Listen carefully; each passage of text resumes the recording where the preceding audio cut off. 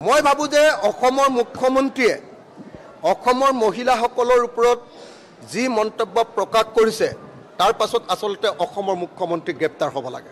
অসমৰ মুখ্যমন্ত্ৰীয়ে অসমৰ সমগ্ৰ মহিলা সমাজক অপমান কৰিছে আৰু সেই কাৰণে কংগ্ৰেছ দলক বিশেষভাৱে মই আহ্বান জনাইছো যে অসমৰ মুখ্যমন্ত্ৰীৰ ওপৰত তেওঁলোকে নিৰ্বাচন আয়োগৰ ওচৰত তেওঁ কোনোদিন যাতে ইলেকশ্যন খেলিব নোৱাৰে তাৰ কাৰণে আবেদন কৰিব লাগে, দাবী জনাব লাগে আৰু লগতে অনতি বিলম্বে থানাত গোচৰ দিয়াৰ পাছত কোৰ্টত অসমৰ মুখ্যমন্ত্ৰীৰ বিৰুদ্ধে গোচৰ দি অসমৰ মুখ্যমন্ত্ৰীৰ পদ খাৰিজ কৰিবৰ কাৰণে কংগ্ৰেছে আগভাগ ল'ব লাগে।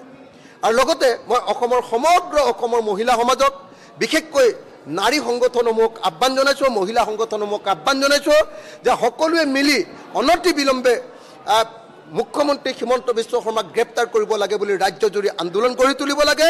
কাৰণ মুখ্যমন্ত্ৰীয়ে সমগ্ৰ অসমৰ মহিলা সমাজক অপমান কৰিছে। মুখ্যমন্ত্ৰীয়ে সমগ্ৰ অসমৰ মহিলা সমাজে কংগ্ৰেছৰ দিনত মানে কি কয় কংগ্ৰেছৰ কোনোবা মানুহৰ লগত সতীত্ব বিক্ৰী কৰি সেই চাকৰি পাইছে বুলি ঘোষণা কৰিছে।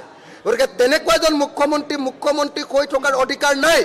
মুখ্যমন্ত্ৰীয়ে পদত্যাগ কৰিব লাগে, নহ'লে অসমৰ মুখ্যমন্ত্ৰী হিমন্ত বিশ্ব শৰ্মাক গ্ৰেপ্তাৰ কৰাৰ ব্যৱস্থা কৰিব লাগে।